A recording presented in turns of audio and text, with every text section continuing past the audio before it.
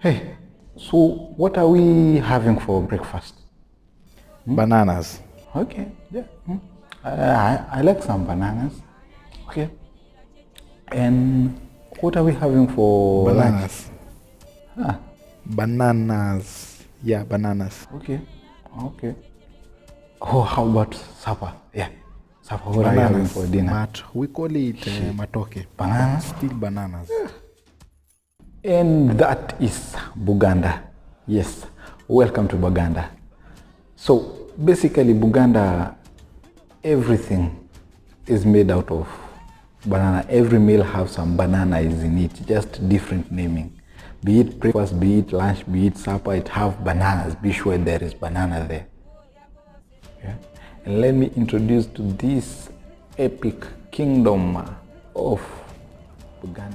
And welcome back again to my channel. This is Frank Brief and I'm your host, Lorenzo Frank. So as I promised before, we'll be tackling kingdoms and empires that were forgotten by history and by most of those small and marginal, not like the Egyptian Empire, the Persian Empire, the Vikings and everything, but we'll be handling those small and minorities that were very big and forgotten by the history. This is Frank Brief, and let's get to the first one, which will be Buganda.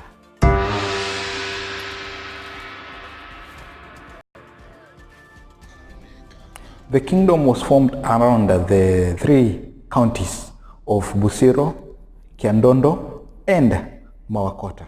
Buganda was a Bantu-speaking community that was along Lake Victoria, which was located in Uganda, which emerged in the 140 AD as a subject state to Bunyoro Kitala Empire.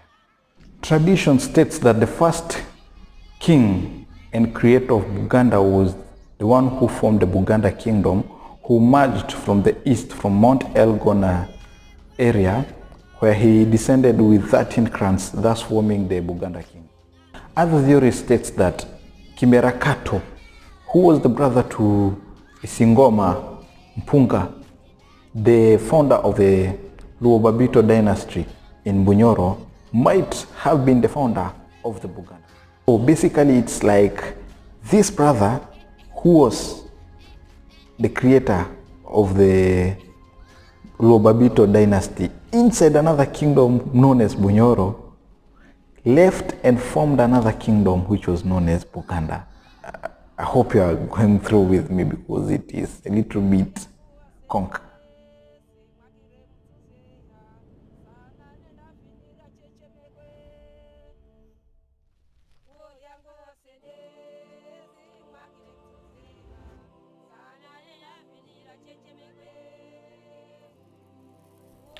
The Kabaka was the head and the chief priest of the traditional religion which was known as Lubale, and also the supreme judge of the kingdom. The Kabaka also appointed senior government officials and also dismissed them when necessary.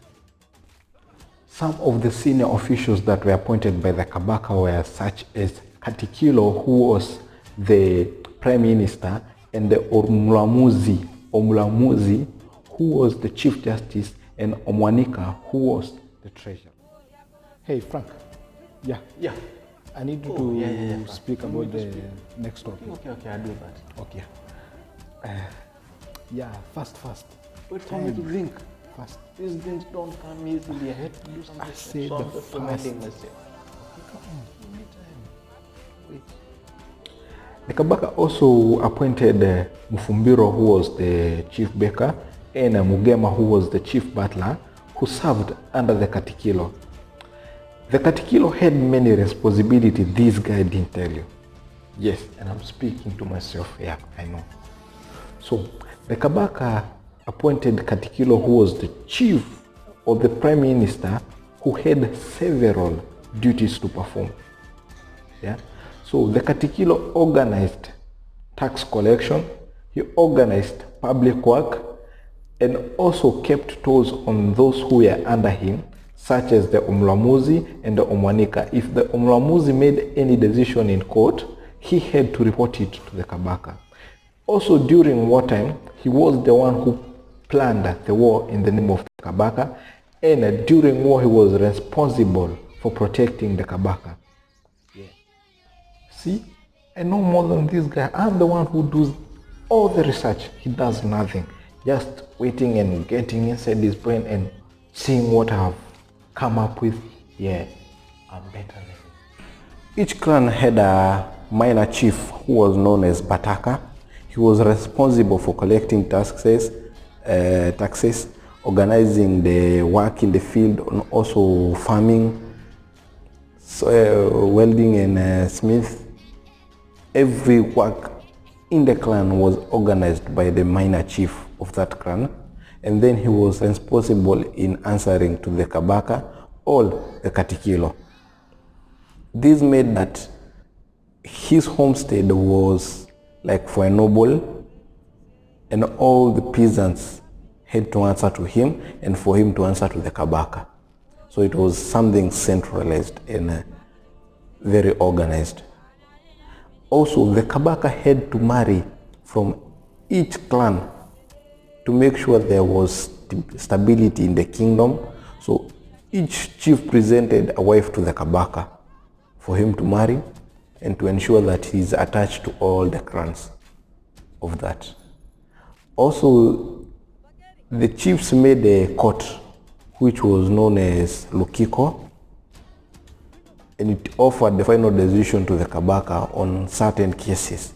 So it acted as the final court, but the Kabaka was the supreme court. The capital of Buganda Kingdom was known as Mengo, where the parish of the Kabaka was located. The parish itself was known as Rubiri, and this is where several and all the royal items that were used during the Kabaka's inauguration were situated. These several royal symbols were the throne, which was known as the Nomlondo, the royal spears, the royal drums, and the royal stool. Hey, Frank. Yeah, Frank. Look at me. Okay, who are you? Who are you? Who am I? I'm you, of course. Or who else do you expect? Why are you wearing red? I'm you. What's with the red? Why am I wearing red? Yes. Yeah, because It is two and matches. So I choose my outfit, my dress, my choice. Yes. of course I'm not wearing a dress. I mean my shirt, my choices. Do I have to keep explaining everything? Okay, what do you want? What do you want? I'm here because there are some details you forgot to mention about. Yeah, there are some things you forgot in the political organization of Buganda Kingdom. Okay, I'll go ahead and explain them.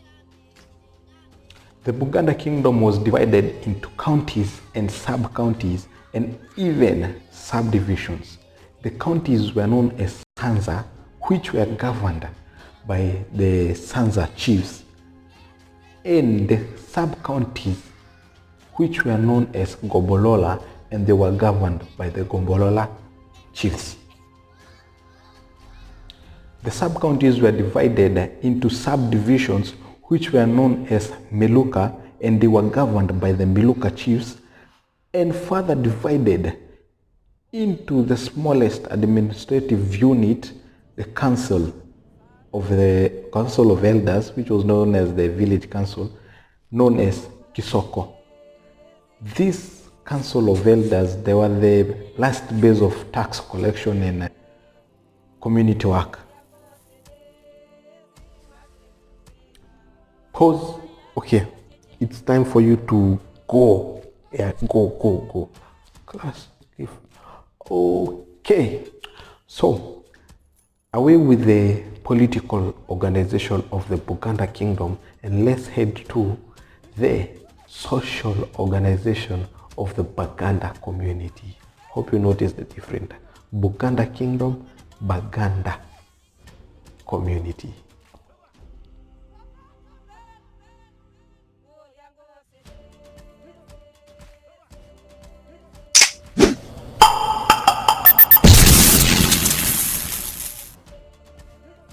So the Baganda community was divided into social class, with the royal family occupying the top spot. Following them were the chiefs and all the political administrators. Those are the Omulamuzi and the others appointed by the Kabaka. And on the third place was occupied by the commoners and the peasants who worked on the land. Those were the ordinary citizens. And at the last bottom were the badus, who were the slaves, acquired during wars and raids, and maybe for committing a crime. A commoner committed a crime, they were punished to live as a slave. So mostly it operated like the British, the UK previous historical administration, that were the kings and the nobles and the peasants. It is same with the knights and everything, not that much different. But now this was the Kabaka, the chief, the peasants, and the badus, who were the slaves. They also believed in existence of many gods, with the mighty one being the god, the creator, who was believed to be living in heaven. He was played in the morning by the head of the house. That was the man. If the man was dead, then the person in charge of the house was the one supposed to lead the prayer. They also believed in other gods, who were Kibuka, who was the god of thunder, Mukasa, who was the goddess of fertility, Kimwanuka, who was the god of lightning, and Kenyi, who was the goddess of drought. Yes, Kibuka was the god of war and thunder, and he operated the same way like Thor. So most of this religion believe they don't differ mostly.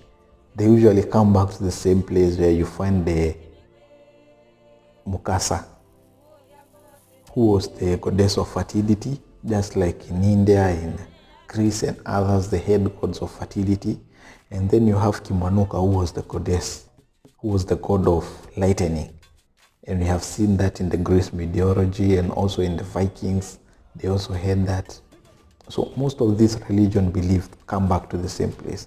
The only place Africans usually agree most is the belief in the existence of ancestral spirits who were feared more. Yes. They also believed in the existence, the Buganda community believed in the existence of ancestral community who were used to discipline them when they were wrong. Yes. So you weren't worried about your grandfather or your mother or your father coming to punish you. You should be more worried about your great-great-grandfather who died long years ago coming back to punish you. Yes. So most of things operated like that. But if the ancestors had a message they wanted to pass through to the people, they used the prophet and the mediums. The Buganda community had several religious leaders. And as we said before, the Kabaka was the chief priest in any religious ceremony. So he was on top in everything. Also in religion, the Kabaka was in charge of the religion, since he was the head chief. Then he was followed by the mediums, the prophet, and the medicine men. They also believed in sorcerers, who were very feared, and most of the time were not allowed by the Kabaka because they could harm other people. Not like the mediums who could interpret the words of the dead people, the prophet who could prophesy things before they happen, or the medicine people who could create medicine for the sick. The sorcerers could cause harm to people, and most people believed that they were possessed by the bad spirits of evil people who died. However, yes, there is always however somewhere. Yeah. Their religion was highly undermined by the people they traded with. Those are the Swahilis and the Arab Muslims. Yeah.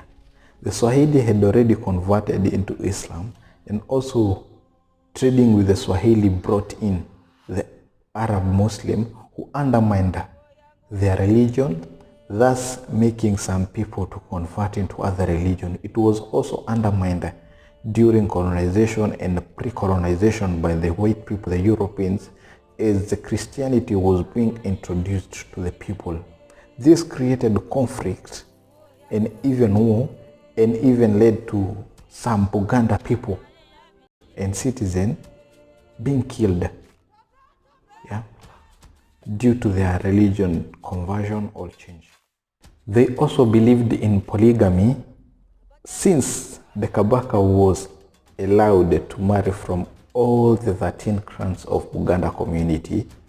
Yeah, so most men were allowed to marry many wives. It was allowed in their community and also by their religion.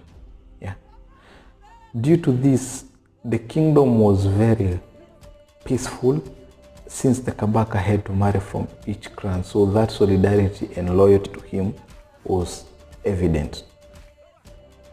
They also believed in formal education as a rite of passage for the young boys and girls, and also to learn the common skills from blacksmith, agriculture, and clothes making and other skills. So as a rite of passage, young people were allowed to have formal education. And last but not least, the Buganda kingdom was divided into social work, divided by sex. Yes, they had a sex gender division of labor, whereby women had their own work, men had their own work, young boys had their own work, young girls had their own work, such as the young girls were supposed to fetch water, do some house cleaning, small house cleaning, where boys were allowed to go for fishing, small fishing, and also cattle grazing, whereby the men were used for constructing houses, blacksmithing, going to planning warfare and raids, and hunting, and women were expected to cultivate land and also help in building the houses.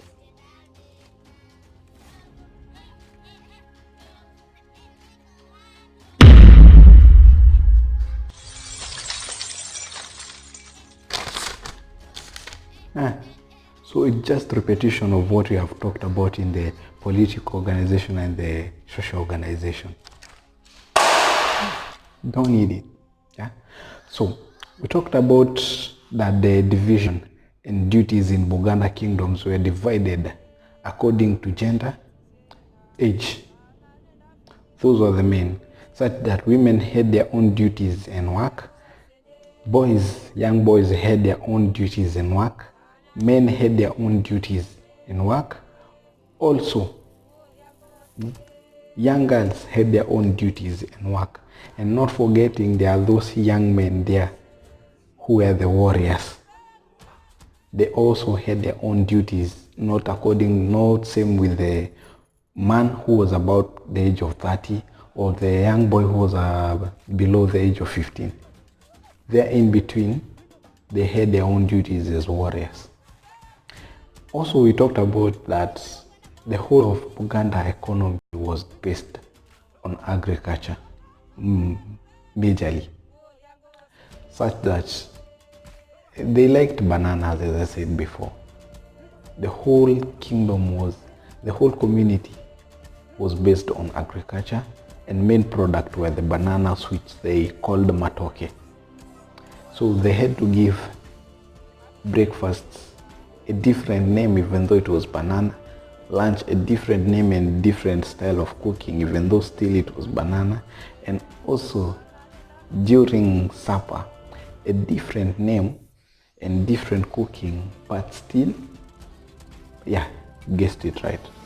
Okay, and we move on to the next talk, because there are many economic organizations of Uganda, and it also included trading to their neighboring communities. They also practiced local, regional, and international trading, where in the local they traded amongst themselves and their region where they traded with their neighboring community when they were not raiding them. Yeah, so if this time they come with products, they expect you to buy, but if they come with weapon, they expect to take it for free, and they call that raiding. Yeah, I think some people still use that one even today, whereby a person may decide to buy something from you, or he may decide to take it force-free without giving anything in return. And back then it was known as raiding, but now it is theft. Yeah. So, being close to the biggest lake in Africa, that is Lake Victoria, they also practiced fishing. Yeah, because you can be living near the lake and you only practice agriculture, which was also good for irrigation into the agriculture. That's why they based the whole community on agriculture, but they also practiced fishing in it. They were also very good in iron smithing, whereby they were able to make hoes, and not the hoes you are thinking. Yeah, I know you know that hoe. The hoe of digging the ground in agriculture and for farming, that one. And also building weapons, iron weapons, and other machines which made their work easier.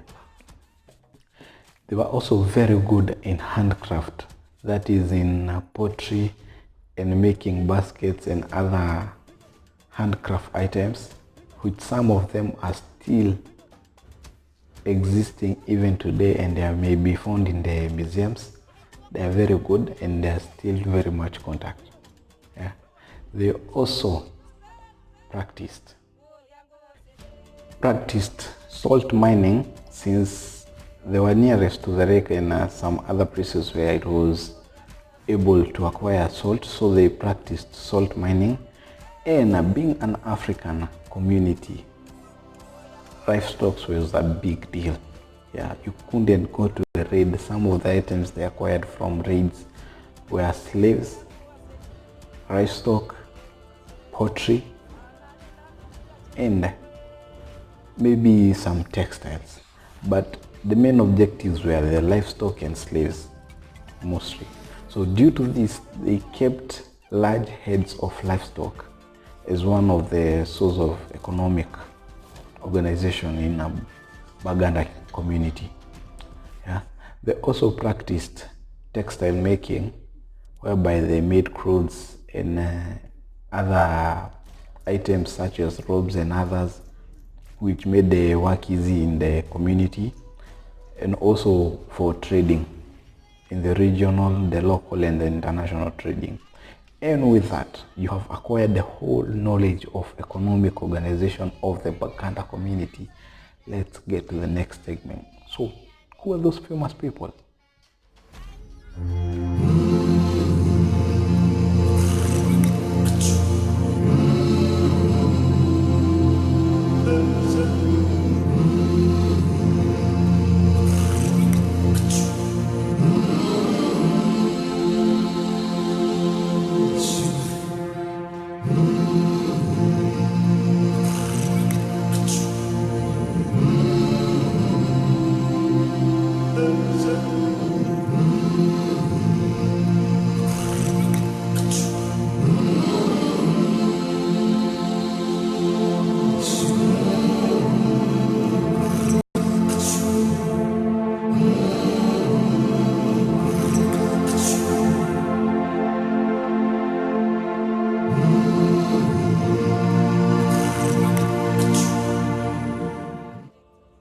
Well, the Buganda kingdom can be traced back from the 14th century, with the first Kabaka being Kanto King II, yes, who led the formation of the Buganda, and who was from the dynasty of King II. In the modern day, the current Buganda kingdom is greatly influenced by the Western culture and Christianity, so you find a lot have changed during this time. We'll be going through the modern day and like what happened in between the pre-colonial and the colonial era and after. In the year 1862, two explorers who were looking for the source of River Nile became the first Europeans to interact with the Buganda kingdom, who were John Manning Peck and Captain Richard Francis Barton. They entered into Buganda when they were looking for the source of River Nile, which is Lake Victoria, and from there they find a centralized, organized kingdom and government which they didn't expect to find in Africa. So with their curiosity, they went into interaction with the political leaders in the Buganda kingdom. And this was the start of the downfall. As the explorers brought more Europeans into Buganda kingdoms, rise of Christianity began to spread among the Buganda community as churches were being constructed and missionary stations were being conducted. With the entry of explorers, also came the Christian missionaries into Buganda. And as I said before, the kingdom interacted with the Swahili and the Arab Muslims who had influence inside the Buganda kingdom and saw this as a threat. So, the war between the Christians and the Muslims began as the European Christians wanted to gain influence, and the Swahili Arabs didn't want to lose their power in Buganda kingdom. So, the Swahili Arabs mentored a young Kabaka, who was Kabaka Mutesa, to take power from Kabaka Mwanga. And due to this, he was exiled from his own kingdom, where he had to seek refuge in an Anglican Catholic church, and from there he converted into Christianity, thus gaining the Christian name Daniel. Yeah. And after the Christian helped him regain his kingdom from the Kabaka Mutesa, his own brother, who was influenced by the Swahili Arabs, Muslims.